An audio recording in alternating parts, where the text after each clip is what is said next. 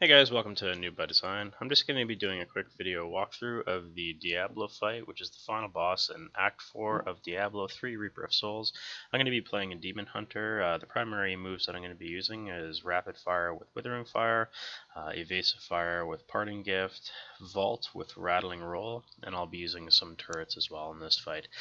This fight has 3 different stages to it, and the first 2 stages of the fight are pretty simple. The first thing I try to do in all these fights, as you see, is drop down a turret so that it can help me do some quick damage. And then I'm just going to kind of save as much of my hatred as I can for later parts in the fight when it gets more difficult. You can see I'm throwing a bunch of evasive fires in there, hoping to land a poison on him to do some more damage, which I just did.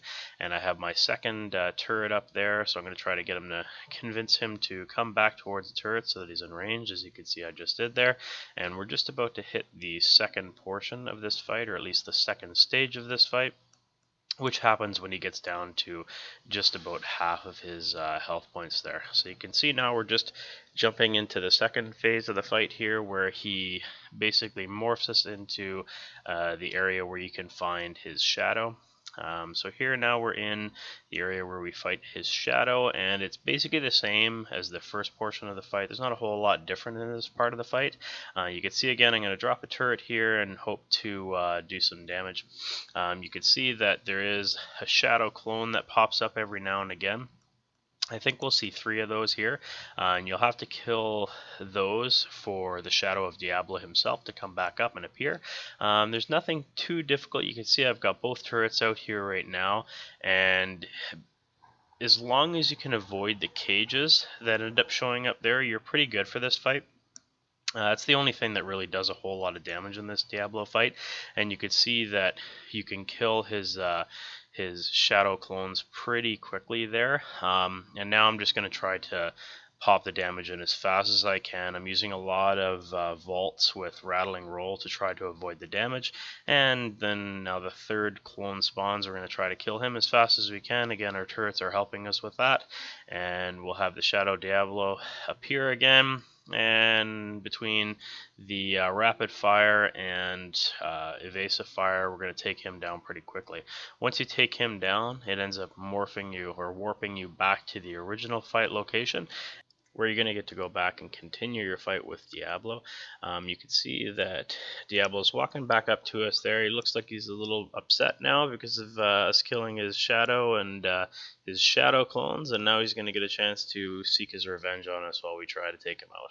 So the tactics of this part of the fight is very similar. You can see he's going to start with however much health points you had left before he warped you in to fight his shadow.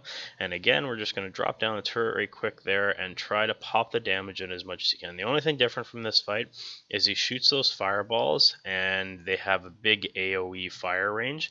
So you can see we've got our second fire or our second turret down there, and he managed to grab a hold of us in the cages there and did a huge amount of damage to us. So I'll just show you where the health cure pots are, the healing wells, and they're on right here where I just showed you, and the same spot on the east side of the map as well.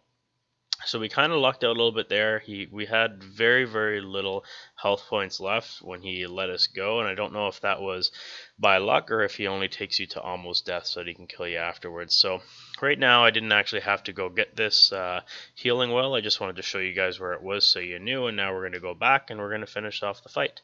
So again, there's not really a whole lot too complicated to this fight if you can pop out the damage really fast.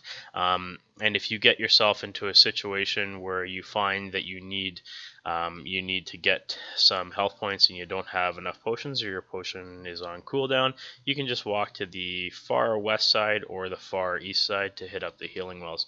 You can see there is a ton of drops that drop from Diablo, and there's quite a few decent ones here. There ended up being a legendary bow and a legendary crossbow for me here to pick up. If you guys found this video useful or enjoyed it at all, please click the like button. It helps me a lot when you do, and thanks for watching.